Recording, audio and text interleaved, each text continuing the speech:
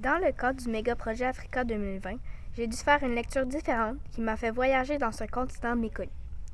Le livre que j'ai lu s'intitule Le troisième thé. Il a été écrit par Francisco Arcis. Il compte 91 pages. Ce livre est une histoire d'amour qui s'est passée en Libye dans le Sahara. Maintenant, je vais vous faire un petit résumé du livre. C'est l'histoire d'une fille qui habite en France. Sa tante et son oncle viennent manger chez elle. Ils leur annoncent qu'ils s'en vont en voyage en Libye, plus précisément dans le désert, le Sahara. Laura veut venir avec eux. Sa tante et son oncle acceptent. Quelques jours plus tard, Laura et sa tante et son oncle s'en vont en avion pour se rendre en Libye. Quand ils sont arrivés là-bas, Laura se dit « Je ne vais jamais trouver l'amour ici ». Parce qu'en voyant les touristes, elle remarque que ce sont toutes des personnes plus vieilles qu'elle. Maintenant, je vais vous parler un peu des lieux qu'ils ont visités dans l'histoire. Sebha est une ville dans le désert en Libye. Il compte autour de 97 000 habitants. La langue principale à Sebha est l'arabe. J'ai choisi ce lieu parce que, durant l'histoire, c'est là que le trekking de Laura, sa tante et son oncle commence.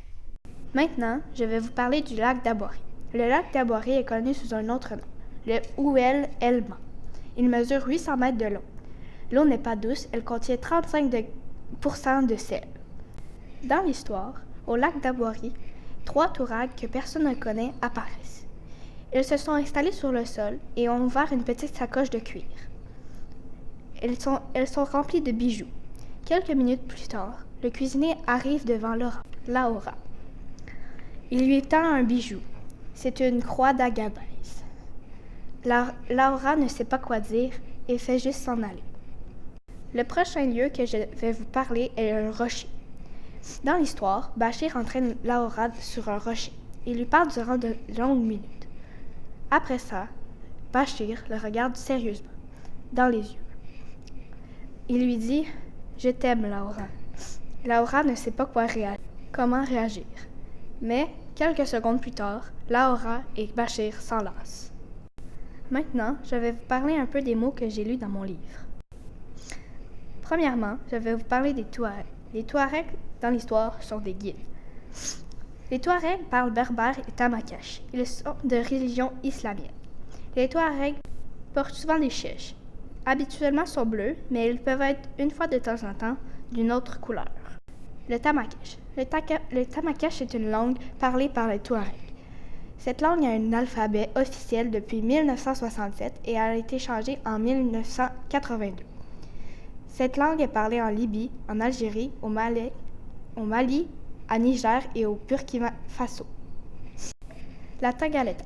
La tagaleta est le premier repas touareg que les touristes et Laura ont mangé en Libye. La tagaleta est une épaisse galette préparée sans levain, sans semoule, de blé ou de mie.